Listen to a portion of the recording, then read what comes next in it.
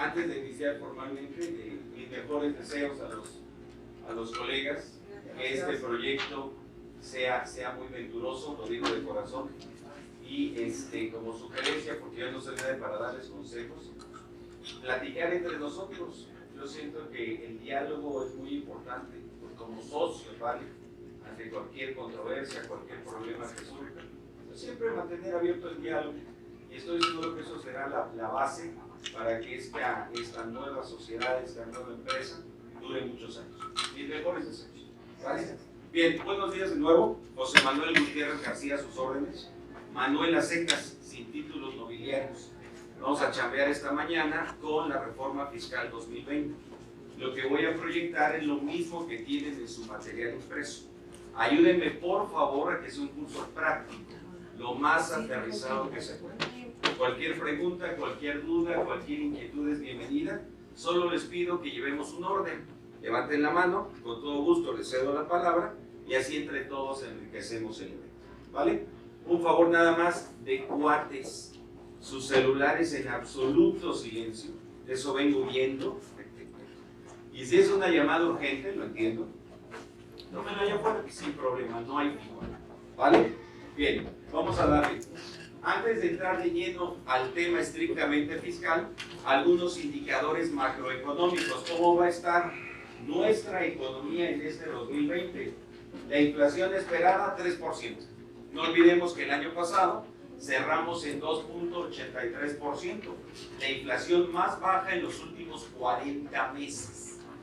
Se estima que el Producto Interno Bruto va a crecer entre un 1.5% y un 2.5%, todavía lejos de la promesa presidencial de crecer a una tasa anual del 4%. Con estas tasas de crecimiento, colegas, desgraciadamente no nos va a alcanzar como país para generar el 1.400.000 empleos nuevos que se requieren cada año.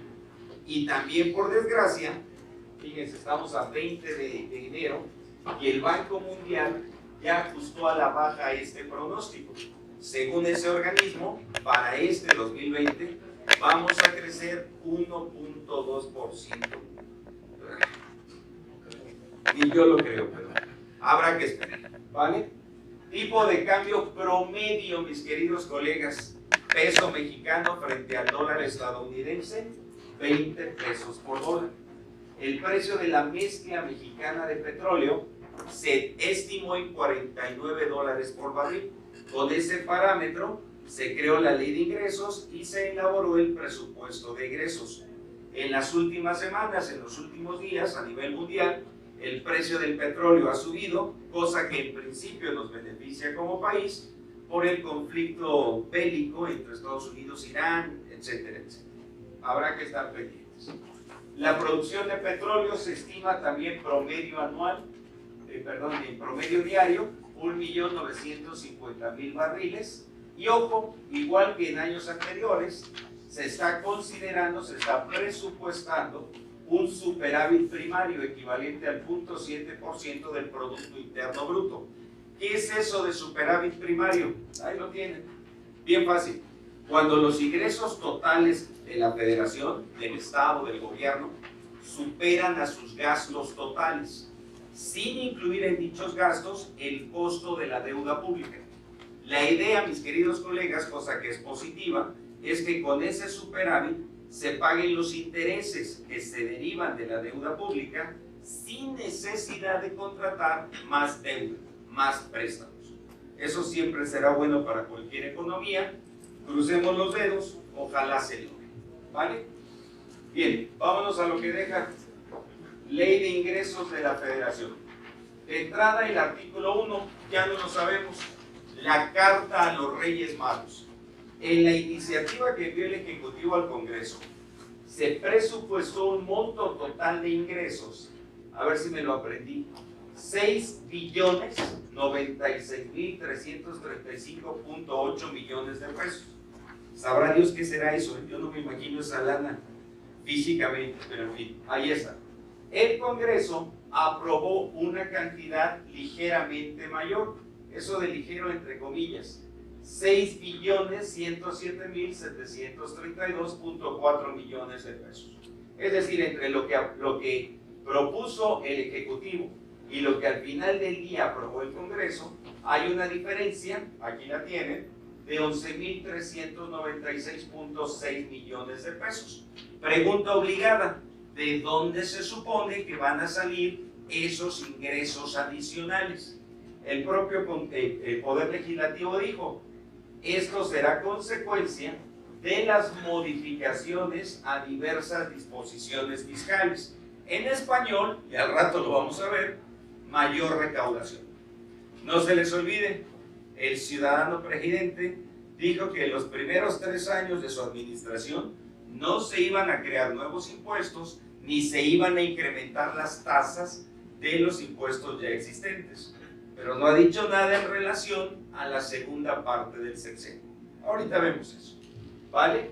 Ahora bien, de este total, 6.107.000 y feria, se estima que el 57.4%, es decir, la mayoría de esos ingresos, van a provenir de los impuestos.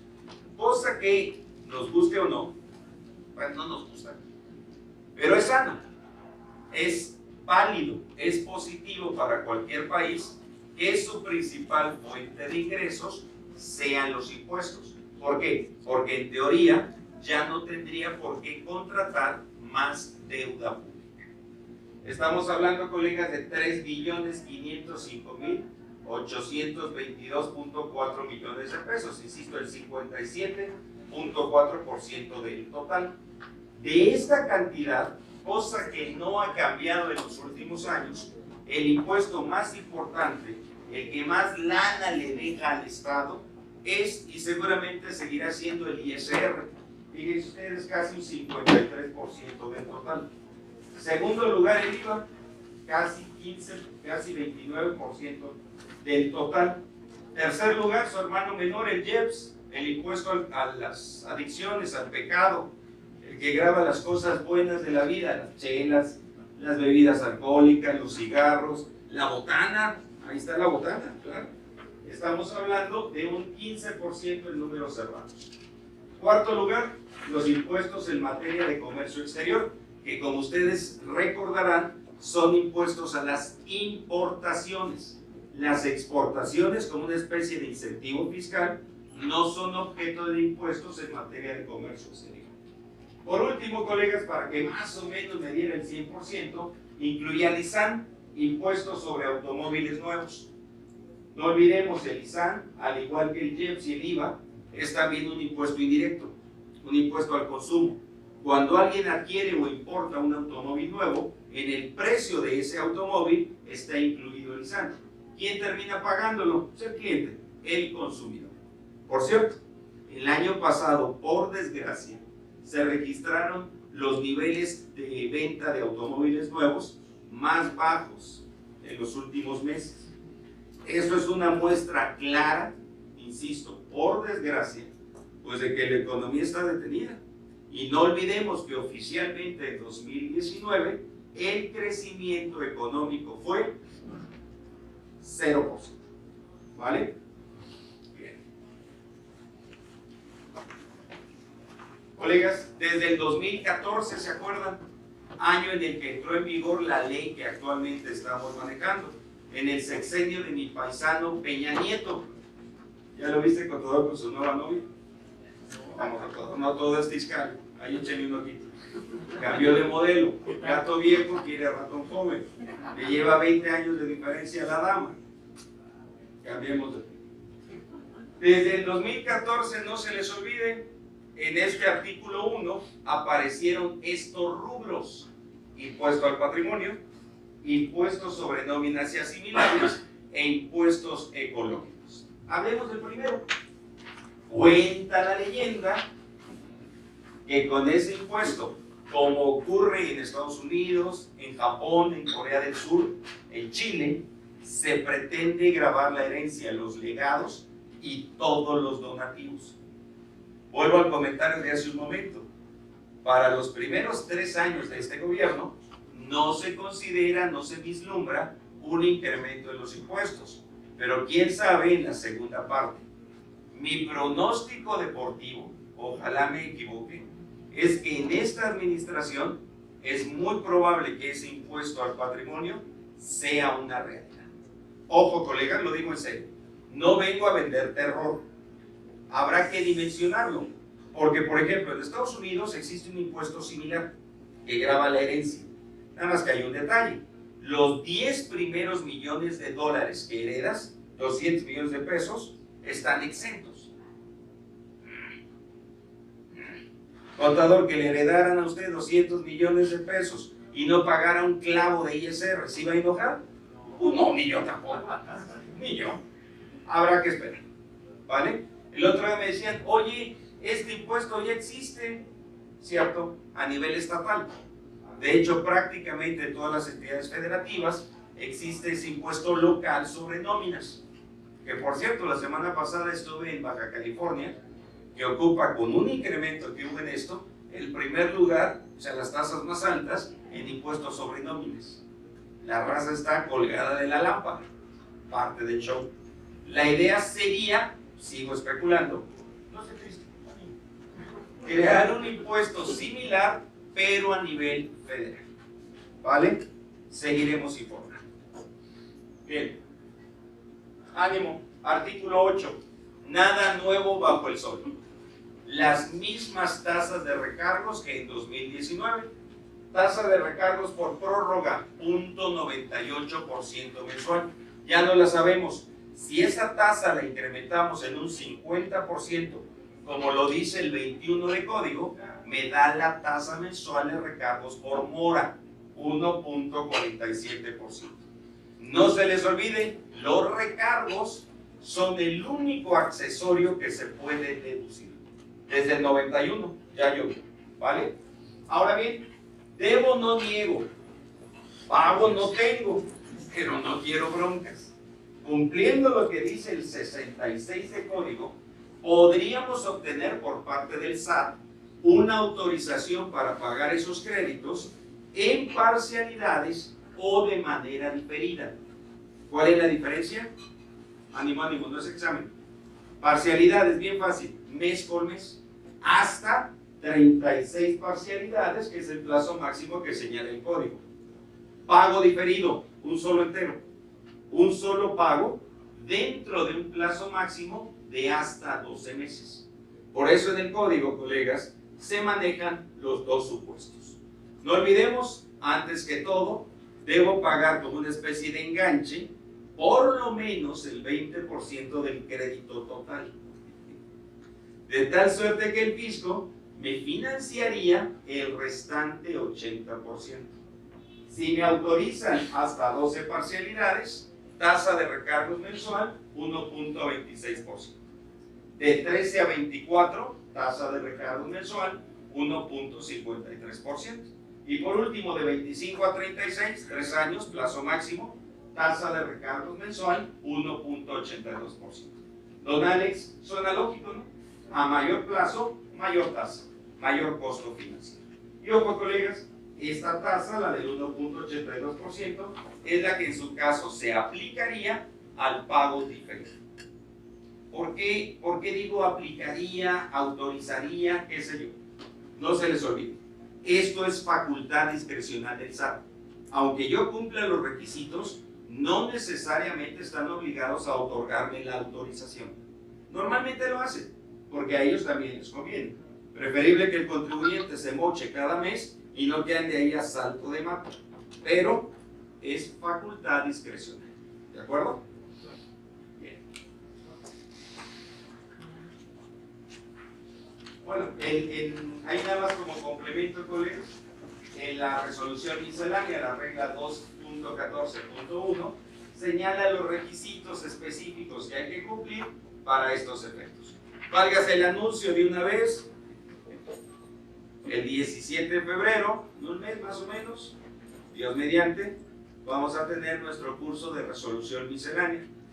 Al rato hablamos. Bien, ahí está esto. ¿De acuerdo? Ok. Nada más por no dejarlo, denme chance. El año pasado el ciudadano presidente envió una iniciativa al Congreso para modificar el artículo 28 constitucional. Esta modificación, colegas, ya se aprobó en comisiones. Ahora en febrero, que inicie el próximo periodo ordinario de sesiones, va a ser un mero trámite, lo van a aprobar sin bronca, ¿vale? Se requiere, porque es una reforma constitucional, la aprobación también de la mayoría de los congresos locales. También lo van a lograr, no pasa nada. ¿Cuál es la idea? En los Estados Unidos mexicanos, se oye raro, ¿no?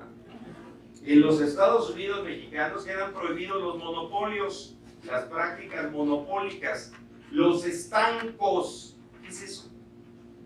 Por ejemplo, cuando el Estado le diera una concesión a una empresa o a un grupo de empresas para que fueran los únicos productores u oferentes de un producto o servicio. Muy similar a los monopolios, ¿vale? Entonces, eso ya estaba. Lo que se propone es adicionar esto. Queda prohibida en México, en los Estados Unidos mexicanos, la condonación de impuestos. Paréntesis, de impuestos, no de las multas. En la propia miscelánea, desde hace tiempo, ustedes lo saben, hay una serie de facilidades, hay una serie de reglas que, cumpliendo los requisitos que las mismas señalan, puedo obtener una condonación de hasta el 100% de las multas, ya sea de forma o ya sea de fondo.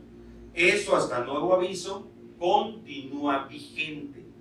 Acá la propuesta, insisto, es que el presidente de la República renuncia a la facultad constitucional de poder condonar impuestos. Como la cuarta T lleva prisa, y sabían que esto se iba a tardar, pues en mayo, mis queridos colegas, concretamente el día 20, con el mismo objetivo, se emite este decreto presidencial, que entró en vigor al día siguiente de su publicación en el Diario Oficial. Salvo casos excepcionales, ejemplo, un desastre natural, el presidente de la República no tiene facultades para condonar impuestos. ¿Queda claro? ¿Por qué todo esto? Bueno, pues ahí lo tienes. A doña Jacob Polensky, presidenta de Morena, en 2013 le condonaron 16 millones y feria. ¿Qué argumentó? ¿Se acuerda, contador? ¿Qué dijo, Alex? Así es, el pentonto o el tontejo había sido el contador. Perdón, colega, ni tanto, ¿eh? Oye, que le logres a un cliente una condonación de 16 millones, mínimo el 20% es para ti. Mínimo. Ni tan pentonto. A doña Ana Guevara, 9 millones y feria. Al jefe Diego, para que vean, en todos lados se cuecen habas. A Carlitos Ahumada, el novio de Chayito Robles, correcto. A nuestra ex primera dama, ahí está. Y ojo, al guía moral de los americanistas, que todavía andan tristes, bendito sea Dios. Ahí está. Al Cuau Blanco, que malgobierna Morelos, le condonaron en 2013 $302,230 pesos. Yo creo que eso se lo bota el fin de semana en una jarra. Pero en fin, por cierto, acuérdense de mí, hay 120 contribuyentes amparados, todavía no hay sentencia, para que no se revele la información ligada a esto. Se va a poner mejor el chiste, ¿vale? Esto es lo que ya se conoce, pero habrá que esperar, falta todavía. Bien, ánimo. Artículo 16, apartado A. Estímulos fiscales. Prácticamente los mismos del año pasado, pero con algunos cambios. Por ejemplo, esto. Fracción primera. Ánimo. Cuando una empresa, sea persona física o moral, adquiere diésel o biodiesel, en el precio de esos combustibles hay un IEPS. Excelente. Ese IEPS lo voy a poder acreditar, lo voy a poder restar del ISR anual causado. Ya no se vale desde el año pasado contra pagos provisionales. Es solo contra el ISR anual causado, ¿vale? Lo que no cambia es que este estímulo no se puede aplicar en operaciones celebradas entre partes relacionadas.